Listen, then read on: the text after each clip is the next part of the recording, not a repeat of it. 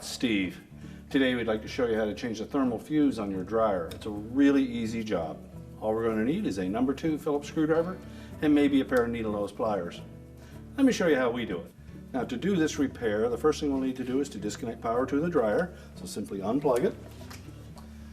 And next you will need some access to the back, so you may need to pull your dryer forward and be careful not to damage the vent. So our first step will be to remove the main top. There are 3 screws that are located underneath the lip at the back. We'll just need to remove those. So first of all, we need to remove the main top. It's held in place with 3 screws located across the back underneath that lip. Simply remove those.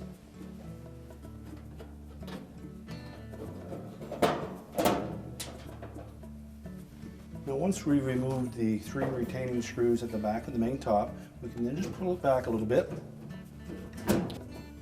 and then lift it off of the cabinet. Now with the main top removed, our next step will be to remove the control panel or console, and it's held to the machine with 2 screws, one on either side. We'll remove those first. These screws are a little bit different than the remainder of the screws that we'll be taking out, so keep them separate.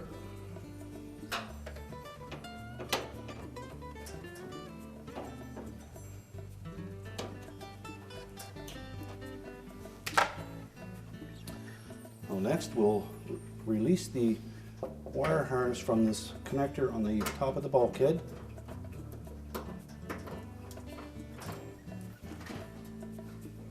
Just separate those and pull it out through. And then across the back of that control panel housing, there are 3 or 4 little tabs that clip onto the metal bracket. So we'll need to pry up with our hands on those and pull back.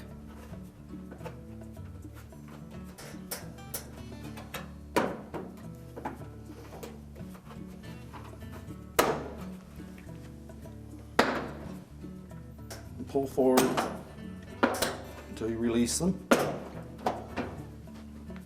There are also a couple of tabs on the bottom.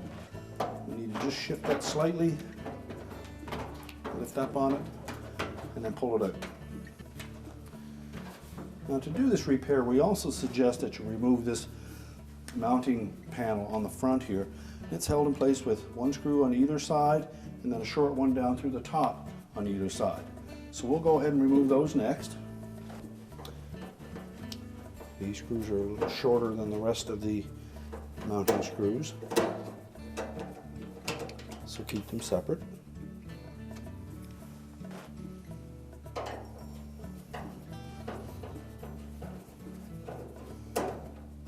Now before we can remove the control panel mounting bracket, we need to remove 4 screws across the top of the front panel. So with the control panel tilted down out of the way, just remove 2 on the right hand side.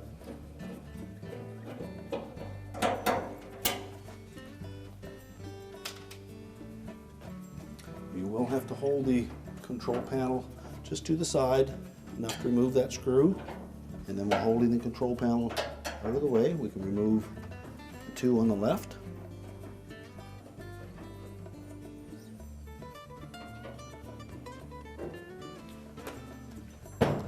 Next we'll remove the remaining 2 screws that secure that control panel mounting bracket to the cabinet. There's 2 in the face, 1 on both sides. So pull the control panel away and remove the 1 on the left.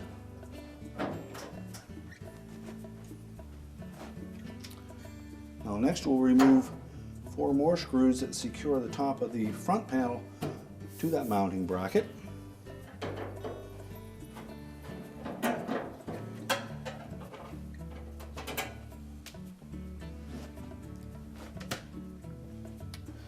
You can now, while supporting that control panel, we'll tilt the top of the mounting bracket away from the cabinet.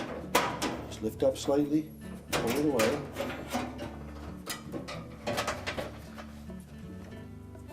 You will note that there's a hook on both sides of that control panel mounting bracket that fit into little vertical slots on the cabinet. With that released, we can then disconnect the door switch harness. Just reach down in through the top and pull the harness away from the switch. And then set it completely off to the side. Now next we'll remove the front panel. To do so, we'll open the door up and we're going to remove 2 screws located down in the lint filter area. These 2 screws are specific to this location, so keep them separate. And as you remove the last screw, support that front panel so that it doesn't tilt forward on you. And then we can tilt that whole panel forward and lift it off of the base. There are 2 clips on the bottom that holds the bottom of that front panel in place. We'll set that aside. Next we'll remove the harness to the light bulb. Simply unplug it. And then we're going to remove the bulkhead. On most models it's held in place with 4 screws, 1 through each of these tabs on the sides. And some models will have screws into the blower housing as well. So if your model has those, you'll need to remove those 2 screws. We'll also need to disconnect the sensor harness to the moisture sensor. So depress that locking tab and separate it. And then go ahead and remove these screws. Now we can lift that bulkhead away from the cabinet. Just lift up on it. Each of these tabs has a little T-shaped hook on it. We need to disengage those from the cabinet.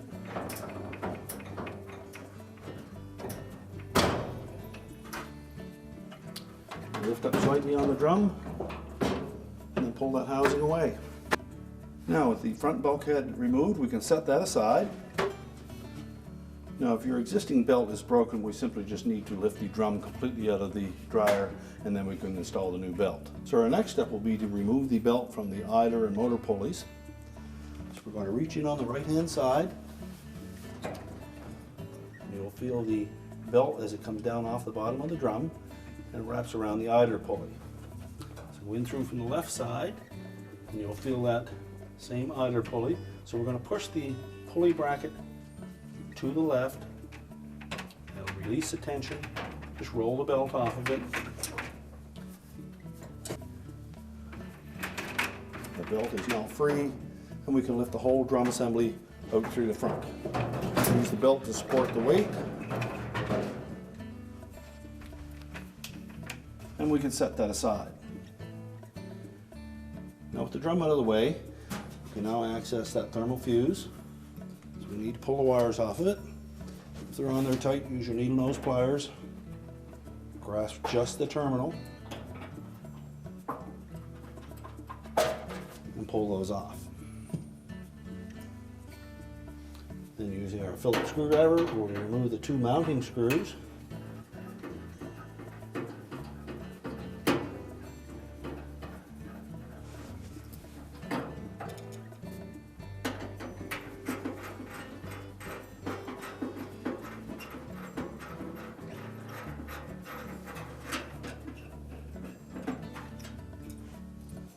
Retain the screws, but discard the old thermal fuse.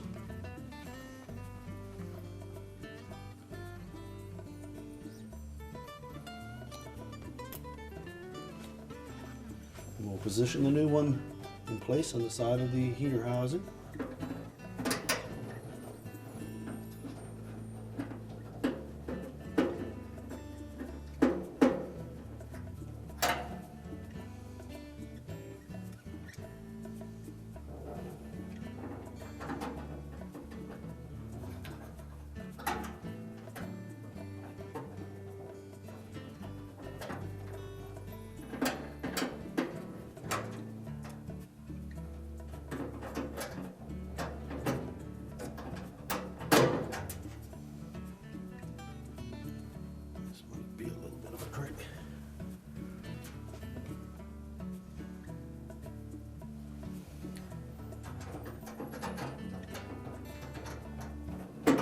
And simply reinstall the retaining screws,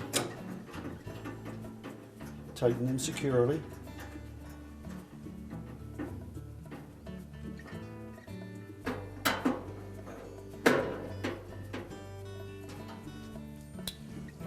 reinstall the wires. And before we do that, we may inspect those just to make sure there's no signs of any arcing or corrosion, and if there is, we'll need to replace them with the proper type of terminal. And make sure they fit on nice and snug, and if need be, crimp them with the needle nose pliers if they appear to be a little bit loose. And now we can start to reassemble the dryer. Using the belt to support the weight of the drum, we'll just lift the whole assembly into the dryer, and we'll fit the back of that drum onto the rear drum rollers.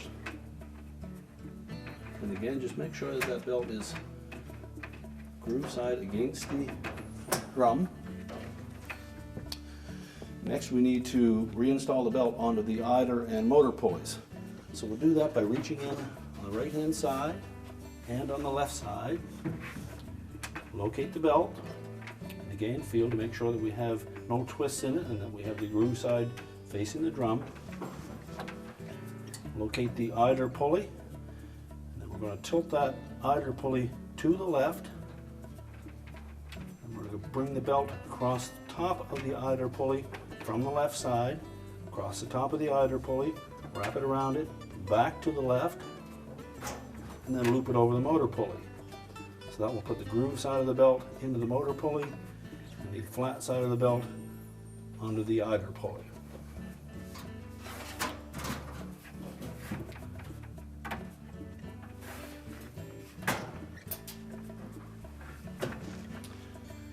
And then we're just going to rotate that drum a couple of rotations. We should see the blower wheel rotate at the same time. That will help center the belt on the drum. And just keep an eye on it, make sure that it stays with the groove side against the drum. Double check, make sure it stayed flat side on the idler pulley and groove side on the motor pulley. And now we can put the front bulkhead back on. Now when reinstalling the front bulkhead, we need to make sure that these little T-hooks properly engage the openings in the lip of the cabinet at the front. We also have to make sure that the drum sits firmly on the front drum rollers. So we'll lift up on the drum as we position the bulkhead. We need to make sure that that little T-shaped hook fits into that slotted opening. And this should drop down so that the screw holes line up. We'll then replace the 4 screws.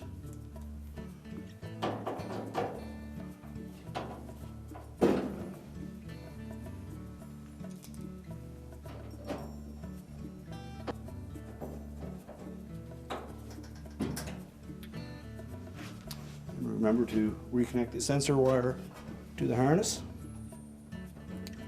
and push it in far enough that you can hear the locking tab engage.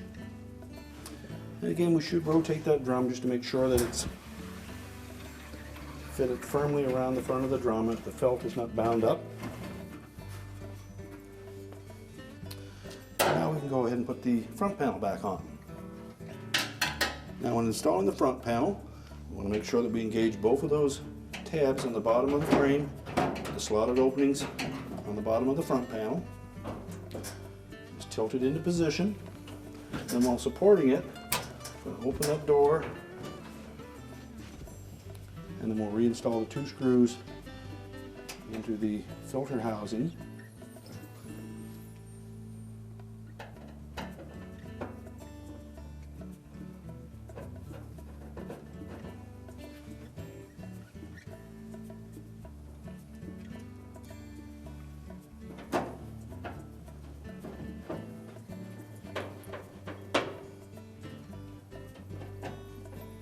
Tighten those securely and then close the door up. Now next we'll reconnect the wire harness to the light bulb. Make sure it's firmly inserted. And then we'll pivot the mounting bracket and control panel housing down into position.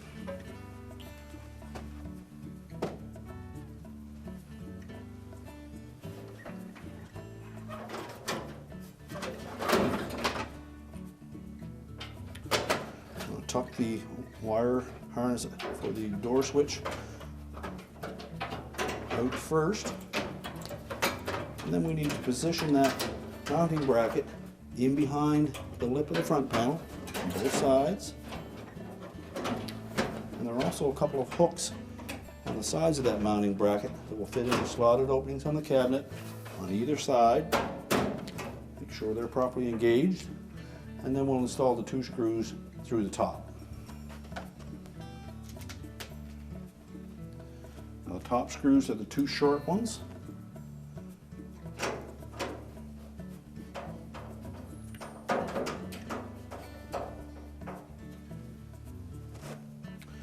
Tighten them both firmly.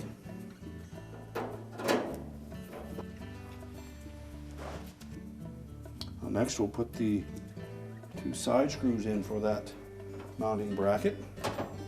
We need to lift the control housing temporarily out of the way.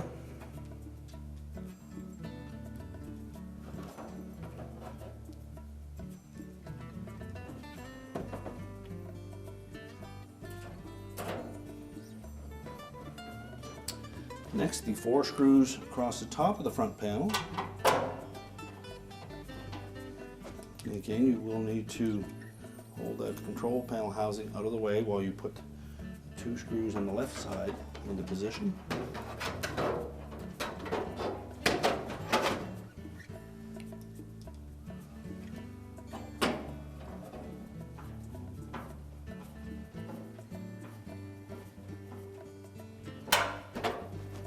Now with all the screws tightened securely, we next need to make sure that we reconnect the wire harness to the door switch. And you'll note that there is a groove on one side of that connector that will face towards the drum. Make sure it's fully inserted into the door switch. And then we can reposition the control panel. As noted, there are a couple of tabs on the bottom that will fit into these slots on the top of the front panel.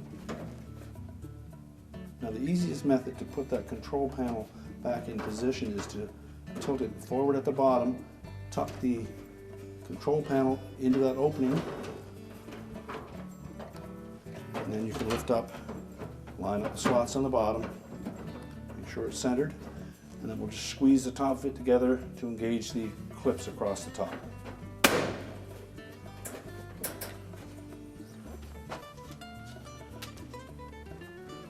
We'll install the 2 retaining screws from the mounting bracket into the control panel housing.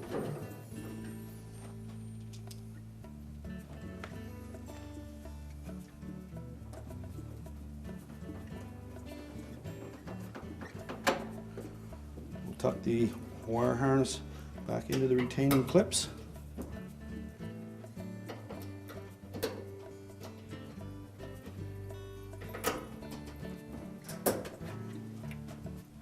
Now we can put the main top on. When installing the main top, I want to make sure that we engage these 2 spots with the little plastic stubs that protrude from the top of the cabinet. So line it up side to side properly, set it back about an inch gap between the back of the control housing and the top. Push it forward, and that should engage the top. Install the 3 retaining screws across the back.